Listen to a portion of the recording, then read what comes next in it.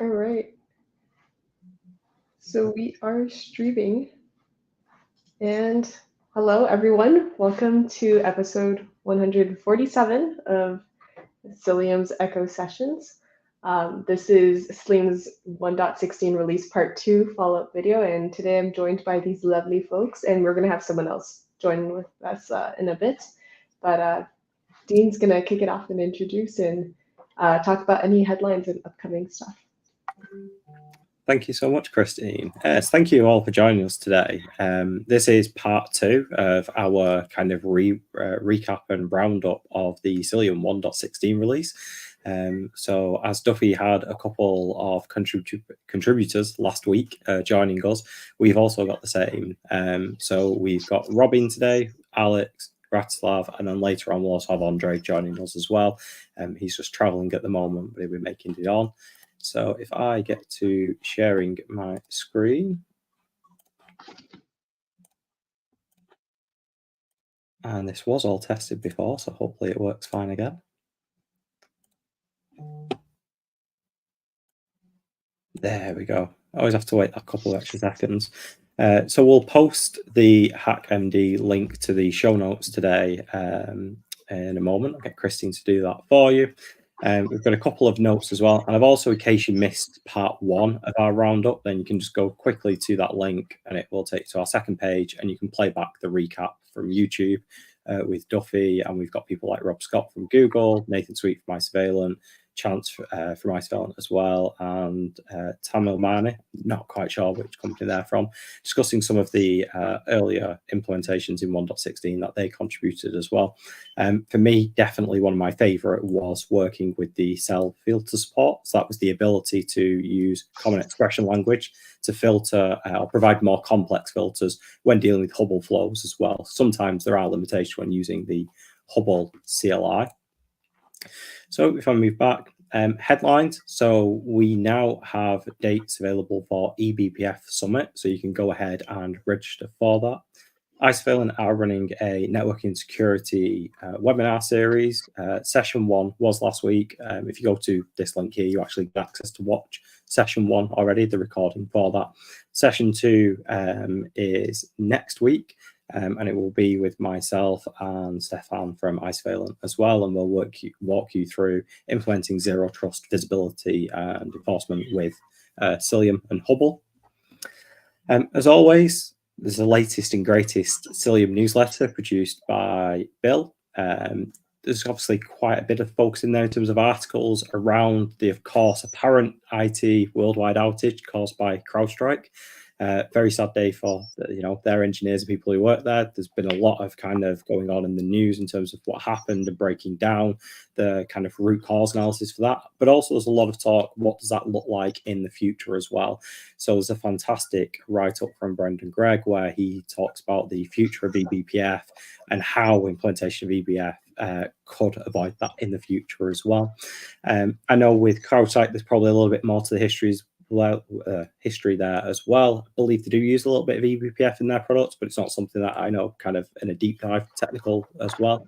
But if you're impacted by the eBPF the CrowdStrike outages, please, drop your experiences in the notes as well.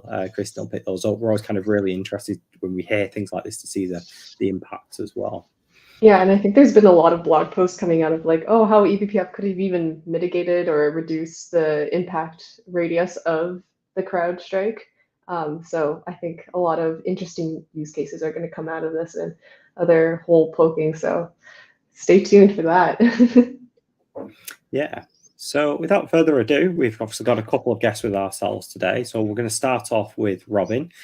Robin introduced what I thought was a very interesting feature to kind of Hubble, but actually crosses over into Kubernetes functionality, which is the ability when we see a drop event for you to actually be able to see that inside of the Kubernetes events when you do kubectl describe on a pod, for example, if traffic is being detected as dropped. So Robin, we're going to start off with yourself. So okay. Thank you so much for your contribution to the community as well. Can you talk us a little bit about how this idea came about for this particular feature? Well, when we started with Kubernetes, we started with CoreOS, and simple Calico because we didn't know anything else. And we have customers, we don't give them full access to the clusters, but they do create network policies. Okay. And when they fail, they have to come to us to ask what happened. Where's my traffic going? So we found this little tool called IP Tables Tailor. It tails the system log and creates namespace Kubernetes events with the information about what packet has been dropped where. Then later on, we went to use Cilium and Talos, and there was no more IP tables logs, of course. So we missed this feature because customers keep asking us about where's my traffic, and when they mixed up or made bad network policies. So we really missed it. So that's why I made it. No, that makes perfect sense. Also really interested that you allow your customers or consumers of the platform to create network policies. Can I just ask quickly, like, do they get access to all network policies and could create like layer 3 through to layer 7, or do you have like maybe a like OPA in place to kind of control what they can and can't create when it comes to policies? We have, of course, namespace policies they can create anytime they want in their own namespaces. We use mostly Kyverno to restrict in what namespaces, because we have some of our own in which we manage the clusters. But that's about it. Okay, that's really interesting. So I think maybe one of the other features in 1.16 as well that might be interesting to yourself going forward is the policy validation. So if a user tries to apply a policy which is not part of the valid schema for the CRD for some network policies, then it will actually tell you when you look up that policy, you know, has it been applied successfully, has it failed, and also kind of why it's failed. For example, maybe they've used, you know, the wrong description or definition for a particular component or property inside of that network policy as well. So kind of interesting. So in terms of implementing the feature, how did you get started with that? Because one of the questions I always see from the community is, you know, how can I contribute to Cilium, or how do I get started as well? Well, I started out with a separate program that just connects to Hubble and just listens to the stream of drop packets and create events wherever necessary. Then I posted a message on Slack asking if there was any interest in this. And sometime later I got a response, well, maybe you should try to implement it in Hubble. Yeah. So that's what I did. And it wasn't really that hard. I'm glad to hear that. See, I guess that's the interesting bit, because like for me, I'm not a developer, so you say it's not so hard. Like I'm pretty sure for me, it still take me quite a while to get my head around it, and you know, kind of sending messages to ChatGPT to say, hey, this bit of Go code doesn't work. What the hell? Yeah. So the thing is, I'm not a real developer anyway. I can do a bit of programming, but the people in Slack were very helpful. Fantastic. That's always great to hear as well. So I believe you have a small demo for us today as well to actually show the feature in action. I do have a very small demo. Let me share my console. Oh. Now I have, this is my personal cluster. I have a small pod running. There's my Vault water. I can connect to it. Great. Of course, I can access it. If I now apply my network policy, I'll show what it looks like.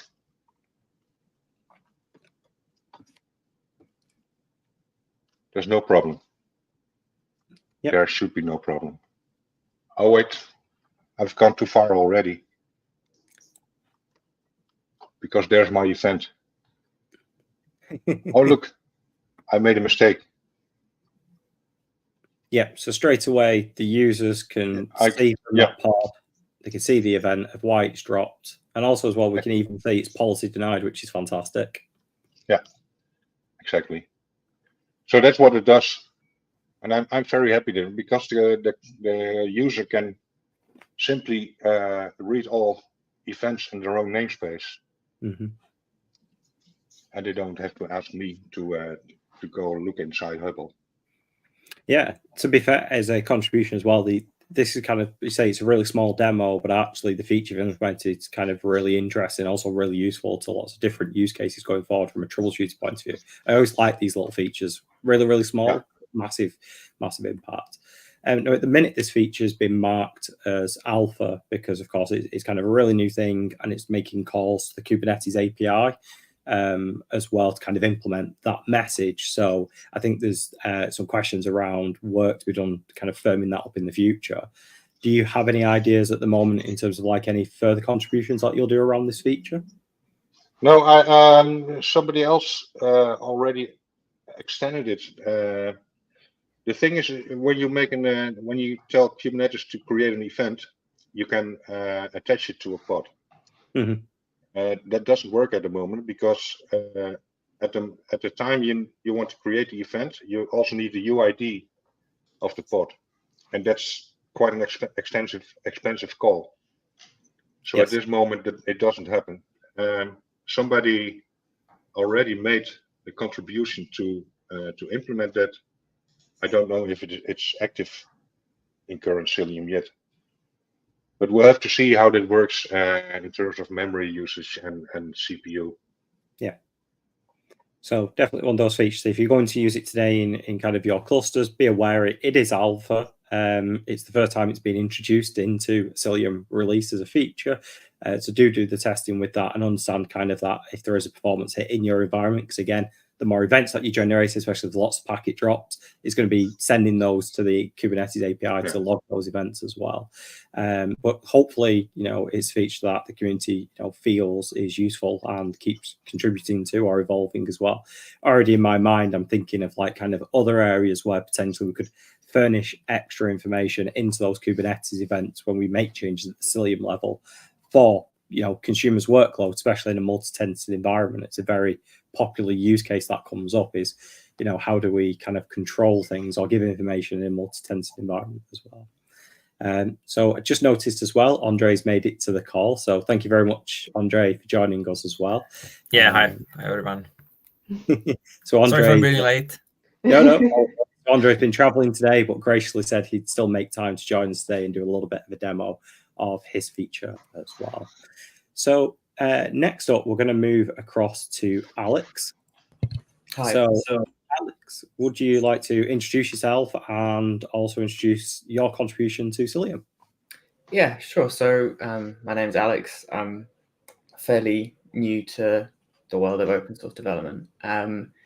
The feature that I added was ingress support for security groups.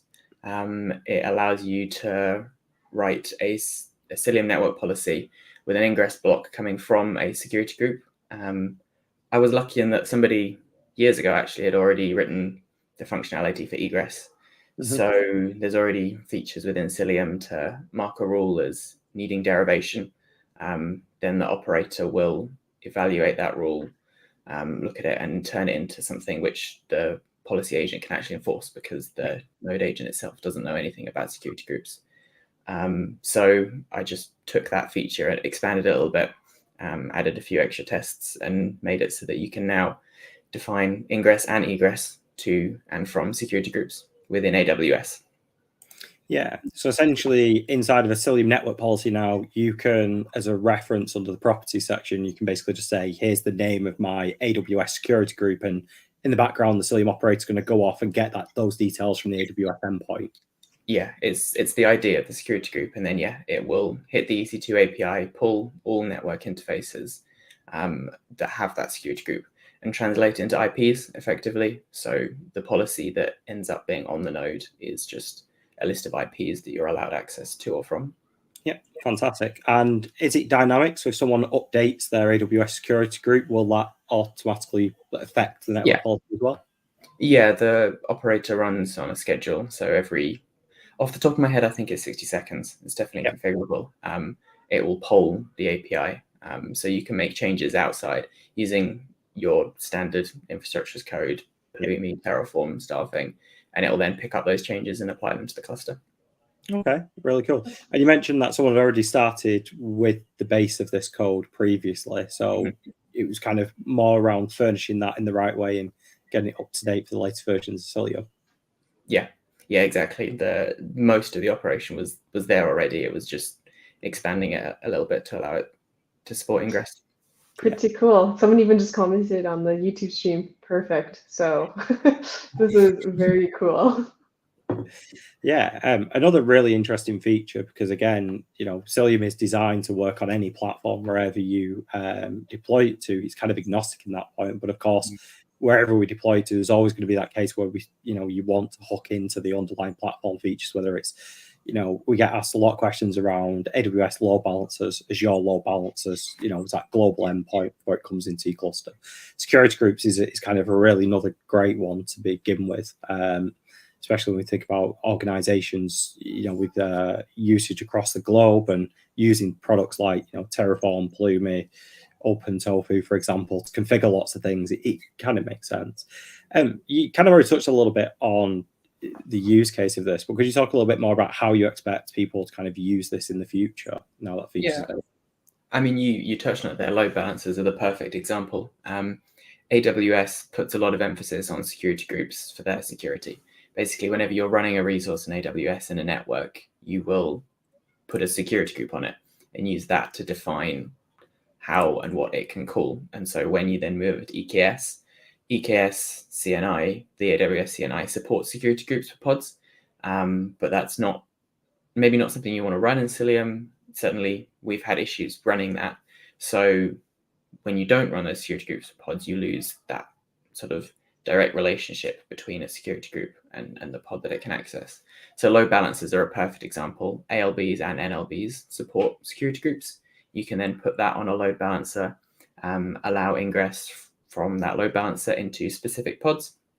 It means that you don't have to, previously do things like have a specific subnet just for one specific load balancer that can call one specific service in your cluster. You can now put all of your load balancers in a network and only allow specific load balancers to hit specific workloads within that cluster.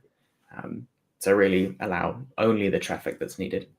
Yeah. So from an AWS point of view, or those that are managing the AWS side, it becomes slightly simpler when consuming those load balancers, because you need to think less about kind of the IPAM management from that point of view, how it moves over in security. And then, of course, when that traffic is transversing into your Kubernetes cluster, you've, of course, simplified the Cilium side as well, because you can just point it at that reference point of the AWS security group. So that's kind of really cool. I know today we weren't unfortunately able to schedule a demo to show this, because as we know, demo gods, we've got to make the right praise to, and using things like AWS, all the rest of it, one wrong move and someone coming at a very hefty bill at times. We've all been there before. But, we have in the show notes linked to each of the PRs as well. So if you are interested, check out Alex's contribution from that point of view, and there's a bit of documentation there about how to use that. And again, everyone I contacted today to join us is available on the Cilium Slack as well. And they've all been very helpful. We've had questions and queries around their contributions as well. So in lieu of not having a demo for us today, Alex, I just want to talk to you a little bit more about Cilium. So what's kind of your favorite overall feature or capability of Cilium? So I come from, originally I worked with network hardware, and the solution to pretty much every problem was take a PCAP. And we had that sort of visibility right the way down to individual packets. And then moving into cloud-based AWS, EKS, you kind of lose that. Everything becomes ephemeral. You get flow logs, but even they aren't perfect. So Hubble is really awesome.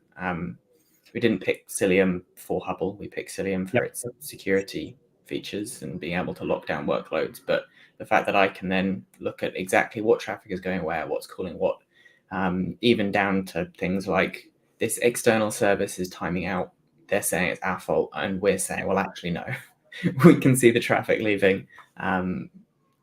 It's you. It's your fault. But yeah, having that sort of visibility through Hubble is really cool. No, to be fair, it's actually a story we hear quite a lot. People come for like the zero trust features, the security features of Cilium. Some people come for the high performance side of it because they're used to using things like Flannel, for example, that doesn't scale very well. I know on the Reddit Kubernetes sub yesterday, there was an OpenAI blog post posted on there, and they talk about moving from Flannel to something else because it doesn't scale to their tens of thousands of nodes. And that's typically why users kind of end up, finding Cilium. But a lot of the time, the story is always the same. It's like, oh, we came for this feature, but actually the observability bit's the bit that kind of has hooked us in going forward. That kind of ability to kind of have Wireshark type capabilities out of the box is kind of really key. And I guess that also links back into like Robin's feature, for example, as well. Not only can you see, hey, that traffic didn't make it, but you can also see why it didn't make it. So maybe there is a lookup issue. Maybe, there is a policy that's been put in place and there's a mistake in that policy and it's denying the traffic.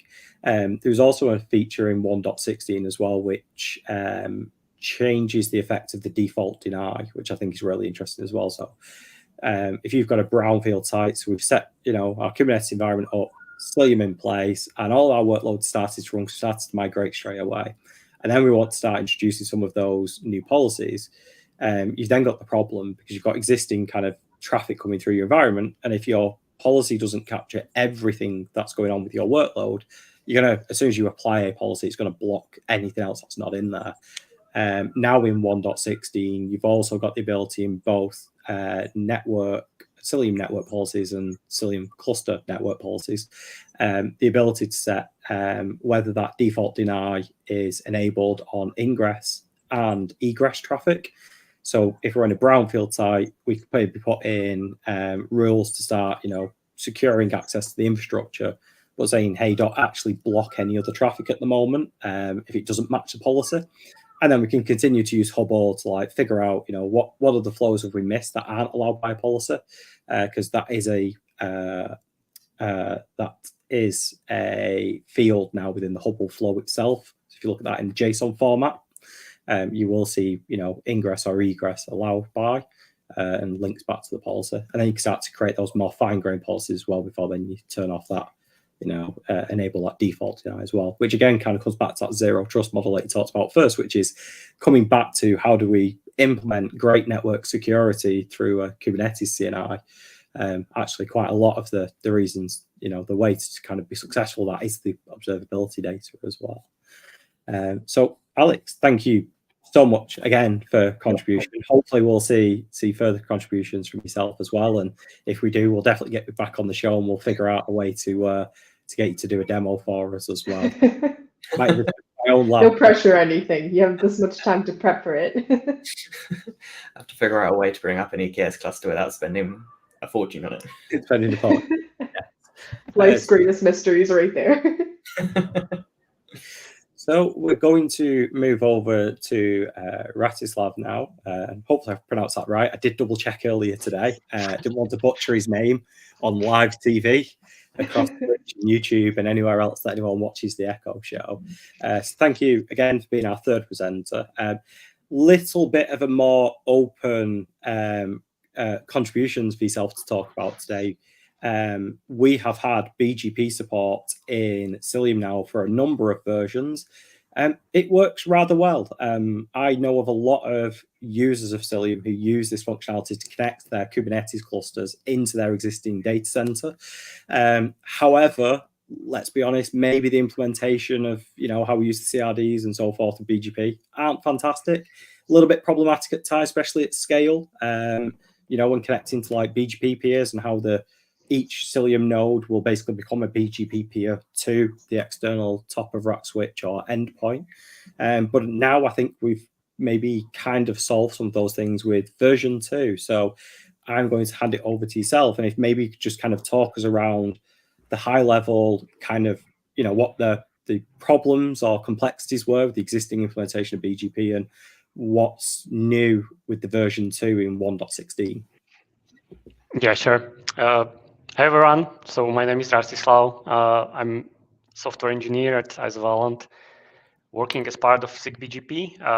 And as Dean already mentioned, in 1.16, we've released the BGP, what we call BGP API v2, new APIs for the BGP control plane that we have in Cilium. And the main reasons for releasing new APIs for what we already had is that there are some limitations. Maybe I could start sharing and show you a difference a little bit.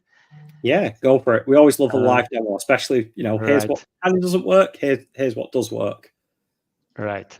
So I would start with sharing the documentation that everyone can access right now. If you access the latest the documentation, and you land into Cilium BGP control plane page, you would see that here under configuring BGP control plane, we now have like two sections. One is BGP peering policy marked as legacy. That's what we had up until now that we call internally BGP v1. And the new BGP v2 APIs are described here as BGP control plane resources. And the difference between the two is that in the BGP v1 API, you could configure BGP through a single CRD resource. So whatever you wanted to configure, maybe I'll scroll down a little bit to something more complex, like here. Whatever complex you would need to configure, like many multiple peers, multiple different configuration options for the peers, you would put all that configuration into a single CRD, maybe multiple CRD objects, but single CRD definition, right? So here you would have like a definition of virtual routers, and under each virtual router would define your neighbors, and each neighbor can have some specific configuration. In case you would have, let's say, 10 neighbors, you would usually repeat the same configuration 10 times if it was more complex, etc. Also, it was not possible to control what we advertise per peer. So the main use case of the BGP control plane is to advertise load balancer services and podsiders from Cilium worker nodes to your upstream routers. And in the old API, you could only enable advertisement per virtual router. You had no flexibility to do that per neighbor. So that's like the old BGP v1 API. And now let's go to the BGP v2 API. And we are talking about API only. So the internals of the BGP control plane remain the same. So we use GoBGP as the BGP speaker. That stays the same. We really just changed the API towards those towards that low-level GoBGP implementation. And in the new API, you would have, instead of one CRD definition, you would have 4 CRD resources that you can use to configure BGP, which may look more complex, especially if you look at this picture, which tries to show all the resources and how they interact with each other. But it's not that complex if you need to configure a simple BGP use case as before, right? Maybe you'd just need to configure 3 CRD resources instead of 1. So let me just briefly talk about what CRD resources we now have. So the main CRD is Cilium BGP cluster config up here. That one contains the definition of virtual router instance. Under Cilium BGP cluster config, you can configure BGP peers, but for the individual peers, you just refer to Cilium BGP peer config, which can be some common peering configuration that you can then use among multiple peers. So you don't need to repeat all that peering configuration multiple times anymore. And then another resource is Cilium BGP advertisement that you use from your peering config. And in that one, you define what you want to advertise for that peer. So now you have the ability to advertise, for example, for some peers, only podsiders, and for other peers, load balancer services, and even do that per address family. So that's main difference. And now I would like to show you a demo of this and the CRD, actual CRD resources to bring up the demo. And I think the good news is that we have this demo publicly available in the Cilium repo. So anybody who wants to try BGP-v2 can just go to the Cilium GitHub repo and under contrib and container lab BGP-v2, we have 3 labs which use BGP-v2 APIs to bring up a kind cluster connected with an FRR router for testing. And today we will look at this service lab, which showcases service announcements using BGP-v2 API. Yeah, so for these labs, I've stuck this link to this in the HackMD notes for today's show as well. Also, it's using Container Lab as a BGP router externally to your Cilium cluster, which actually is a really cool open source project as well. We use that quite heavily in the Isovalent labs that we offer as well when we cover BGP. And essentially, it's running a virtual BGP instance for you so that we can connect and do all of them, same things that you do in your data center as well. Speaking to a lot of people out there in the community, a lot of people use Container Labs for the same reasons, like mocking up their internal data center environments and small platforms that they can test things before they go live with it as well. So really, really cool open source project. Yeah, exactly. And we use Container Labs in this one repo as well. I mean, in this one lab as well. If you want to run it, you just enter this folder. You need to have Container Lab installed, kind installed, and few dependencies, and then you just bring up the lab with one make command, and then issue a few make commands to apply the resources. If you are interested here under Topo YAML, this is the Container Lab definition of the topology, where we have one router, FRR router, and then there are like 3 servers. One is server for just testing connected to the router, and then 2 servers are actual Cilium worker nodes, or Cilium nodes. One Cilium worker node and one Cilium control plane node, and they are interconnected with each other using, as you can see here in the links definition. And we have the picture of this actually available in the Cilium docs as well. So if you go under development BGP control plane, you would find this picture, which would show you how this lab, how it's interconnected if you run this lab.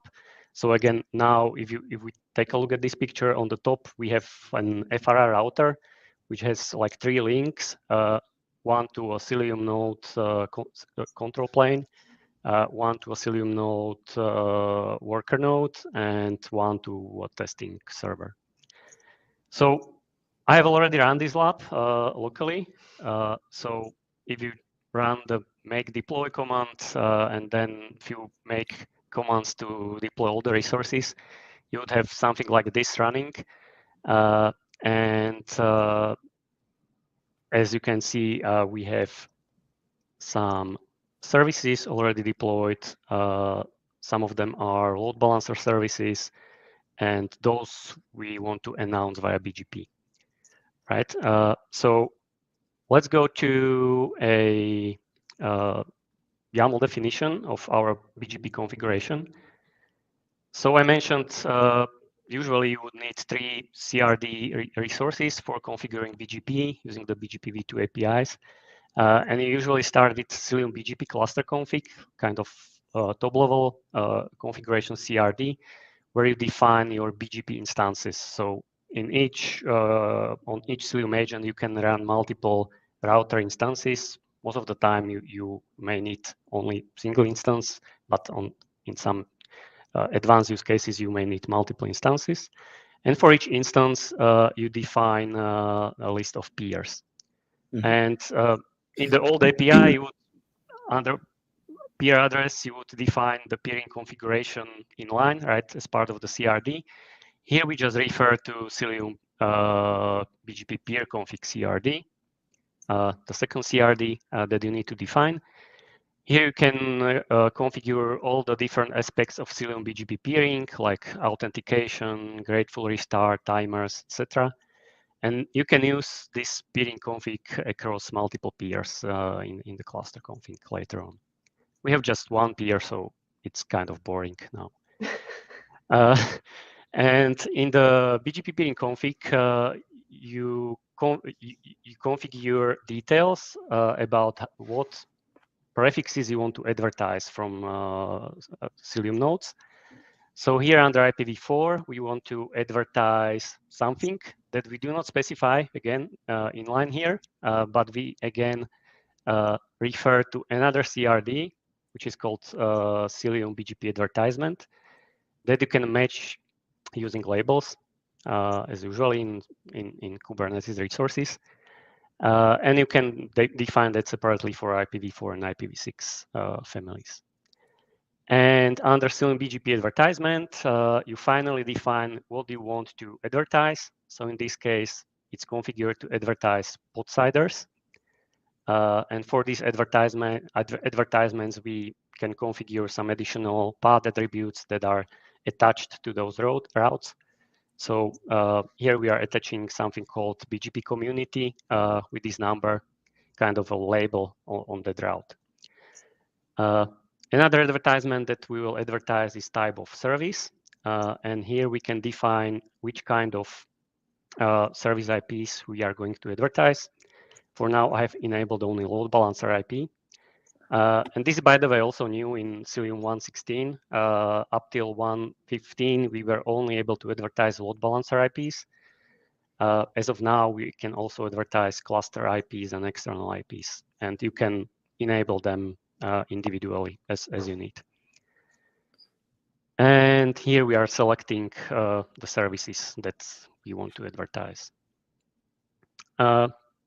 And you can repeat these kind of advertisements multiple times if you need. So here we are advertising another services with a different selector and attaching some different BGP communities, right? So these services would have this community number, and these services would have that community number. So this kind of showcases the flexibility of the API. And if you run it, you would, so what I've shown is already deployed. So if you want to verify your BGP configuration, for that, we currently have Cilium CLI integration. So for the Cilium CLI, we have subcommand BGP, which allows you to show you the BGP peers across the nodes. And here you can see that for each of my 2 nodes, I have BGP peering established for some time, and I'm advertising 3 IPv4 and 2 IPv6 routes from this node, and 4 IPv4 and 2 IPv6 routes from this node. We also do have a command Cilium BGP routes, which would show you which routes are available on individual nodes. And this routes command has a subcommand called advertised, where you can see, again, per each node. It's not showing correct very nicely on this view because I've zoomed. But for each node, you would see which routes are advertised to which peer. Yeah, and we can even see there them different communities that you configured as well as part of that pairing configuration. Right. Mm-hmm. And what we can do as part of the demo is that you can see that we are now advertising from each node 124 route. That would be pod sider, right? Mm-hmm. From this one, it's this one, and this is from the other node. And this node advertises one service IP, that would be load balancer service IP. And this node advertises 2 load balancer service IPs. The reason is that one of the services is configured with external traffic policy local. So it's advertised only from the node which actually has local backends running on the node. So one question that, sorry to interrupt, but one question that someone came up with was, with this setup, do I need to still use a Metal LB for external IP? No. Cilium BGP control plan is actually designed to replace the Metal LB, right?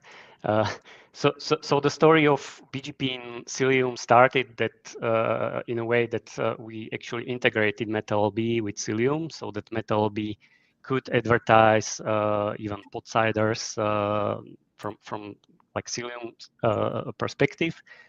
And later on, we came up with our own BGP control plane based on GoBGP, which is aimed as I mentioned as a replacement for MetaLB, so you don't need to install it if the current feature set already matches with what you need. Yeah. So one less thing to kind of install, manage, and have to worry about now because it becomes part of the inbuilt functionality of Cilium today. So again, kind of reducing, I guess, those dependencies. Yeah. What I have not shown is that you can also, as part of the demo, you can Docker exec into the FRR router, and there you can verify that the router is indeed receiving the routes as the Cilium CLI says that is advertising. And what we can try as part of this demo is that, as you can see now, we advertise these two 24 routes and these two 32 routes, load balancer IPs. But let's try to enable these cluster IP and external IP advertisements for these services. And suddenly we should see that all the cluster IPs of our services are advertised. So here I have my services, these two. So we should see that these 4 cluster IPs will be advertised as soon as I deploy this configuration. So let me try to deploy it. And now let's go back to Cilium BGP routes. And you can now see that we are now advertising many more routes, those cluster IPs as well, and external IPs as well, right? And we should be able to see that on the router as well, right? Pretty cool. Yeah, really cool. And, as we mentioned at the start of this as well, this demo is available for everyone to try in the public Cilium repository. Exactly. Well, that's really fantastic. Go on. Yeah, one last thing that I wanted to mention is what's coming. So I've shown you this CLI command, right, for debugging Cilium BGP peers, for example. So in case you want to explore your BGP configuration, what will come in the next Cilium release is that we'll expose this peering state directly in the CRD state, right? So right now, if I listed custom resource definition or the objects of type Cilium BGP node config, if you are paying attention, you may have noticed that I have not deployed anything that would be called Cilium BGP node config. These are the resources that are automatically kind of deployed based on these higher level resources deployed and managed by Cilium operator as it consumes the 3 CRD resources that I've described. It would process them and it would generate Cilium BGP node config, which would be like single source of truth for BGP configuration for each individual node. And right now we would see like combined definition from those 3 resources in here. But what will come in the next Cilium version is that under status of this CRD, you would find pretty much the same information as you can now find under Cilium BGP peers CLI. So you will be able to, verify your configuration even without Cilium CLI. Oh, nice. That was actually going to be my next question is, could you tell us about what's being built next for BGP? Thank you so much for that in-depth demo and also an in-depth explanation of, what's new with BGP and where it's going as well. I know, for some people kind of not using BGP today, probably not as interesting for, but like I say, pretty much most enterprises that I speak to, BGP is a really important feature that they need to get right for how do I make my workloads accessible to the rest of my traditional kind of networking and so forth. So we are going to move straight on to our 4th guest presenter today. told you it was a jam-packed agenda. So, Andre, thank you so much for joining us today. I know you raced to your destination so that you could get on there for us as well. I'm glad to be here. Thanks. Please introduce yourself and also your contribution to Cilium to everyone that's listening today. Yeah, so my name is Andre. I'm a software engineer at a company called Seznam, which is a Czech-based company with our own data centers. So everything we run is on-prem in our own private clouds, which are mostly OpenStack and Kubernetes. And we run Cilium everywhere you can possibly imagine. Also in environments which are not native, so outside of Kubernetes is very common in our case.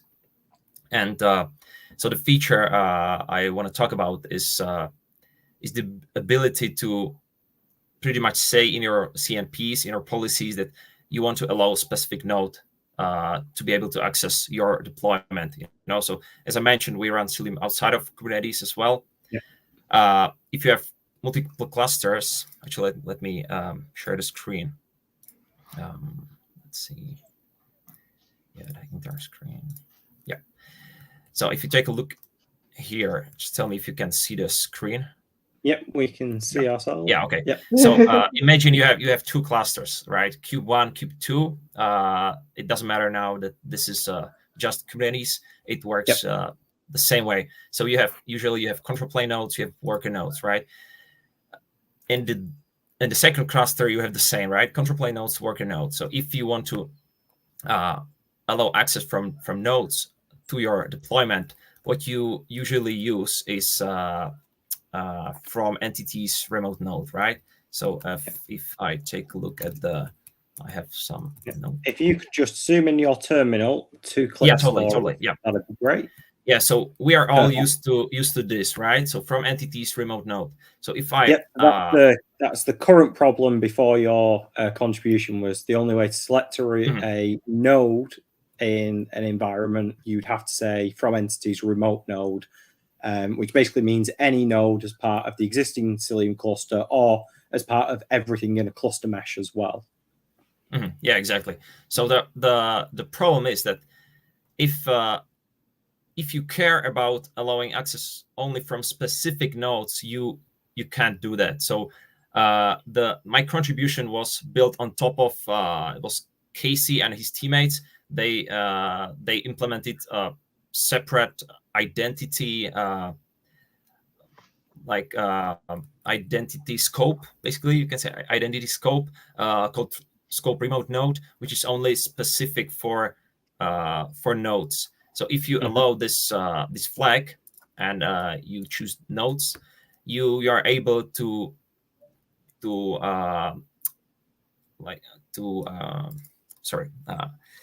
so for each node, you have also its IP address in the identity. It uses a different identity scope compared to the classic endpoints.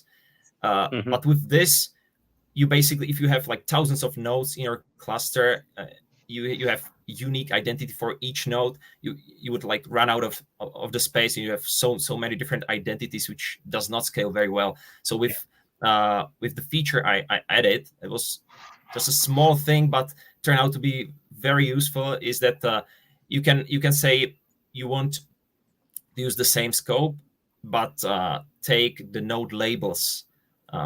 So that they are then used to generate the identity. And if you list the identity, you'll get the identity from that scope, and you would have you could share the identity across the whole cluster. So if for example 500 nodes share the same label, you would reserve just one identity, which is great. So if I go back to this, so our problem why we implemented it was that we wanted to allow access only from, for example, workers. So if our workers in Cube 2 have labels topology Kubernetes IO zone AZ1, I could do that. But the biggest point was that we don't have our own. Well, there are multiple teams, which share one cluster mesh in our case. Yep. So you would have Kube1, which is owned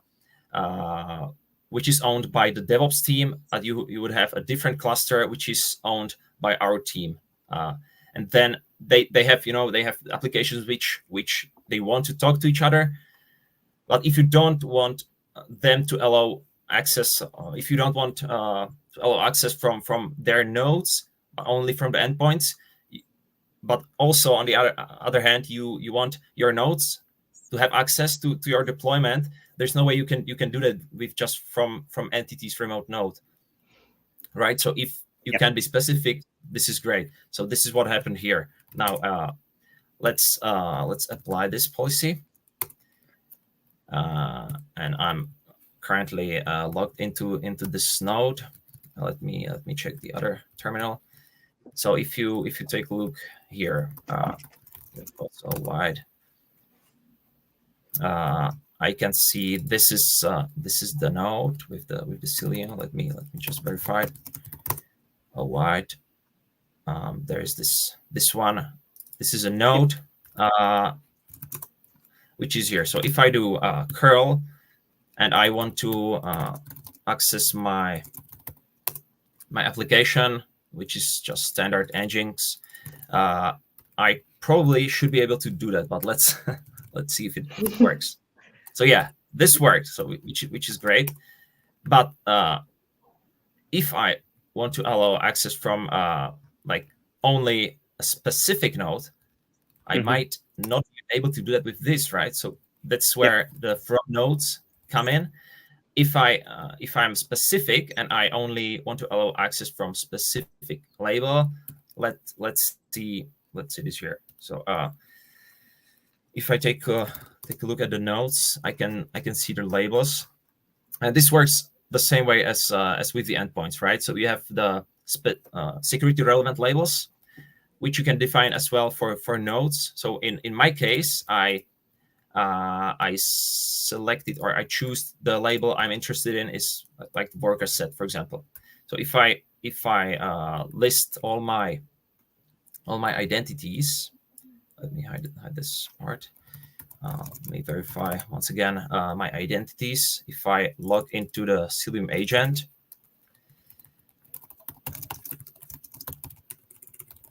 and I list all my identity list, to list everything which we have in our cluster. And now with this, I have these available labels I can choose from. So if I specify a different one, I might not be able to access that. So if I apply this, now I probably will be blocked, which happened just now. So this is how you can easily allow different nodes to access your deployment in short. Fantastic. And I guess this works the other way as well, right? So this way we use that heavily in production already, because we, as I said, we have different teams that share one cluster mesh, and that's fantastic for us.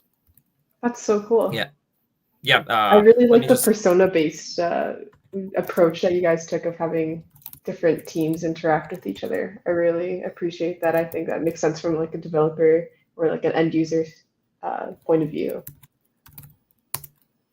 I think that can be very beneficial for a lot of people.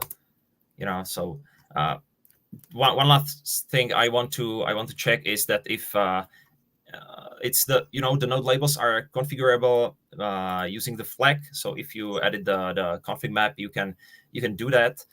But I want to check just to be sure I did it all correctly. Yeah, it takes a while to be able to list everything. So now if I choose the right label, I can see that there are a lot of different nodes with worker set label, which now they are, well, some of them are unique, but we have a lot of nodes in this cluster, so that's That's why there are a lot of identities. And if I choose just the one I care about, and I put that into the from nodes part of the CNP, and I apply that, I should be able to access which I am. So yay. So yeah, No, this is really exactly how it works. Demo and explanation of the feature. Yeah, thank you so much for coming online and taking the time to explain that to us. I must admit, when I first looked at that feature implementation, I kind of read what was going on. I got the wrong idea about how it was being implemented and what their initial idea was. And I'll be honest with you, my initial thought was, oh, you just want to apply the policy from a single node, but wait, the policies go across all nodes. That doesn't make sense. And then I was like, oh no, it's to do with node naming for access reasons. That makes sense.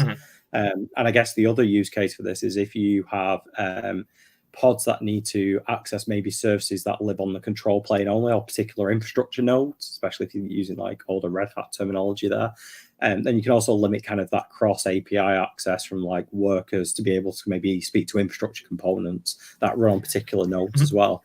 It's kind of a really interesting use case from that point of view. So thank you so much for joining us.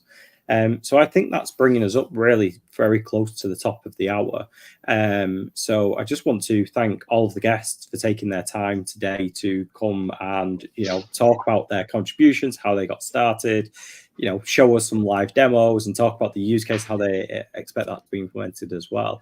And hopefully for any of you out there that are watching this today and are thinking about making contributions to Cilium as well, hopefully kind of give you a little bit of an insight, not only to new features, but also kind of what's gone on behind the scenes to implement them as well. I'm sure everyone here that's presenting today, they all remember kind of the first time getting involved with the community.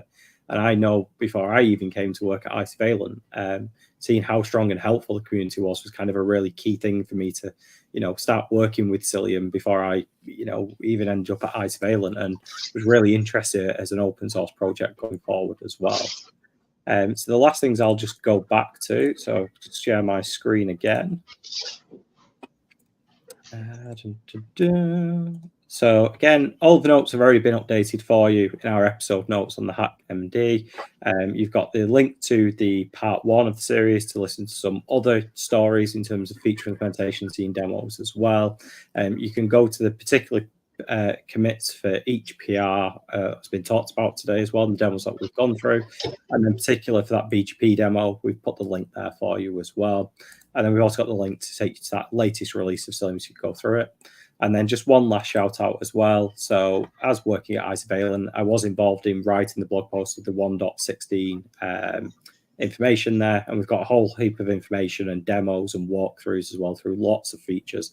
But some of the things, like Alex taking us through today, we didn't even get a chance to take to go into the blog. So I'm really glad Alex took the time to come and show us that in action as well, because again, there's just so much going on in the Cilium community. It's so, I think I was going to say, it's really buzzing in the Cilium community, but maybe that's kind of too much of a B joke or type for that as well. But obviously there's so much to capture going on, and as Rastislav already mentioned, there's already work going on in the 1.17 release, whereby there'll be even more enhancements to status information for BGP as well. So it's ever changing. So thank you everyone that's taken the time to join us live today. Thank you, Christy, for being our host and also just operating the back end of everything for us to get people on stage and make sure the share works right and everything else as well. We wouldn't have been able to do it without you.